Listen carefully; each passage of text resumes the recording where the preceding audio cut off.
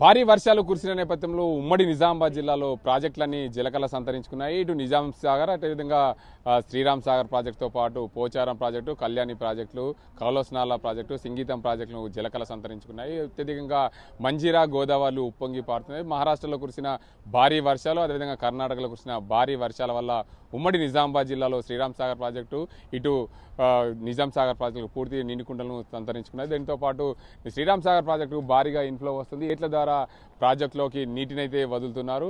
గత ఏడాదితో పోలిస్తే ఈ ఏడాది ఇప్పటికైతే జూన్ నుండి ఇప్పటి వరకు 155 టీఎంసీల నీరు శ్రీరామ్ సాగర్ ప్రాజెక్టులోకి వచ్చింది. 85 టీఎంసీల నీటిని గోదావరిలోకి వదిలారు అధికారులు. శ్రీరామ్ సాగర్ ప్రాజెక్టు పూర్తి స్థాయి నీటి మట్టం ఏదైతే ఉందో 1090 అడుగులతో పూర్తి సామర్థ్యం నిండుకుండల తలపిస్తుంది. 80 టీఎంసీలతో నిండుకుండలు తలపిస్తుంది. అదేవిధంగా నిజాం సాగర్ ప్రాజెక్టు 1405 అడుగులకు గాను 1404 అడుగులతో 17 టీఎంసీలతో నిండుకుండలను తలపించే విధంగా నిజాం సాగర్ కూడా ఉంది. శ్రీరామ్ సాగర్ ప్రాజెక్టుకు సంబంధించి అధికారులు ఉన్నారు. ఈ ప్రాజెక్టుకు సంబంధించి ఎప్పటికప్పుడు అంచనా వేస్తూ కిందికి గోదావరిలోకి నీటిని వదులుతున్నారు. సార్ చెప్పండి, ముఖ్యంగా ప్రాజెక్టు పరిస్థితి ఏంది? ఈ ఏడాదికి చూసుకుంటే భారీగా వర్షాలు కురిశాయి. వర్షాలు కురిసిన జిల్లాలో అన్ని ప్రాజెక్టులన్నీ కూడా నిండుకున్నాయి. శ్రీరామ్ సాగర్ ప్రాజెక్టు పరిస్థితి ఏంది? శ్రీరామ్ సాగర్ ప్రాజెక్టు కూడా భారీ వర్షాలు గత వారం నుంచి కురుస్తున్న భారీ వర్షాల వలన పూర్తిగా నిండిపోయింది. సో మనకు జైక్వాడ్ ప్రాజెక్టు కూడా 95% నిండింది. తర్వాత మనకు ఇప్పుడు ప్రస్తుతం బాలేగావ్ తర్వాత విష్ణుపురి నుంచి వస్తున్నాయి. దాదాపు 30,000 క్యూసెక్లు అక్కడి నుంచి వస్తున్నాయి. తర్వాత మనకు నిజాం సాగర్ నిండి తర్వాత మనకు మొన్న నుంచి విడుదల చేస్తున్నారు. వాళ్ళు ఫిఫ్త్ నుంచి విడుదల చేస్తున్నారు కాబట్టి ఆ నీళ్ళు కూడా వస్తున్నాయి. మనకు దాదాపు 35,000 క్యూసెక్లు నీరు అక్కడి నుంచి వస్తుంది. తర్వాత మంజీరా నదిలో కలిసి మనకు 56,000 క్యూసెక్లు మనకు మంజీరా నది నుంచి వస్తున్నది.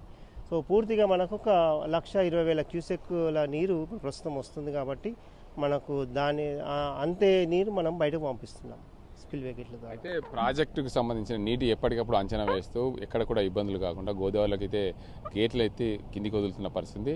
ఒకవేళ నీటి తగ్గింది కానీ హెచ్చు తగ్గులు ఉన్నాయని చెప్పి ఎలా తెలుస్తుంది? దానికి సంబంధించి భారీగా వర్షాలు ఏమైనా కురిసే అవకాశాలు ఉన్నాయి? ఇప్పుడు మనకు బాలేగావ్ నుంచి విష్ణుపూర్ నుంచి మనకు ఇన్ఫర్మేషన్ వస్తుంది, ఎంత ఇన్ఫ్లోస్ వాళ్ళు విడుదల చేస్తారు. నిజాం సాగర్ నుంచి కూడా మనకు ఇన్ఫర్మేషన్ వస్తుంది. ఎప్పటికప్పుడు పర్ హవర్లీ ఇన్ఫర్మేషన్ మనకు వస్తుంది. కాబట్టి దాన్ని బట్టి మనం అంచనా వేస్తాము. తర్వాత మనకు లోకల్లో పడిన వర్షాన్ని బట్టి ఇక్కడ మనకు పెరుగుతున్న నీటి మట్టాన్ని బట్టి మనము ఇన్ఫ్లోస్ను అంచనా వేస్తాము ఎవ్రీ అవర్. దాన్ని బట్టి మన అనుగుణంగా మనము మనము ఎన్ని క్యూసెక్ల వాటర్ను విడుదల చేయాలో వాటిని నిర్ణయం తీసుకుంటాం.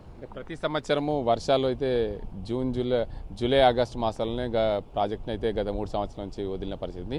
గత చరిత్ర చూసుకుంటే ఎప్పుడు కూడా సెప్టెంబర్ మాసంలోనే శ్రీరామ్ సాగర్ ప్రాజెక్టు గేట్లు వదిలాం. ఈసారి కూడా సెప్టెంబర్ మాసంలోనే శ్రీరామ్ సాగర్ ప్రాజెక్టు గేట్లు వదిలి కిందికి వదిలిన పరిస్థితి ఉంది. అయితే మరిన్ని వర్షాలు పడే అవకాశాలు ఏమైనా ఉన్నాయా? దీనికి అంతకు సంబంధించి గేట్లు ఎన్ని రోజుల వరకు వర్షాలు పడితే కొనసాగే అవకాశం? ఇప్పుడు ఫోర్కాస్టింగ్ అవుతుంది. ఒక ఇమీడియట్లా రేపు కానీ ఎల్లుండి కానీ వర్షాలు పడే ఛాన్స్ ఉంది. ఈరోజు కూడా ఫోర్కాస్టింగ్ ఉంది. కానీ మనకు ఇప్పుడు నిజాం సాగర్ నుంచి ఆల్రెడీ విడుదల చేశారు కాబట్టి ఒక 30 అవర్స్ వాటర్ అయితే మనకు వస్తున్నది. అదేవిధంగా బాలేగావ్ నుంచి మనకు 12 గంటల నీళ్ళు అయితే ఉన్నాయి. కాబట్టి దానికి అనుగుణంగా మనకు రేపు కూడా మనము స్పిల్వే గేట్ నుంచి మనము వదిలే ఛాన్స్ ఉంది.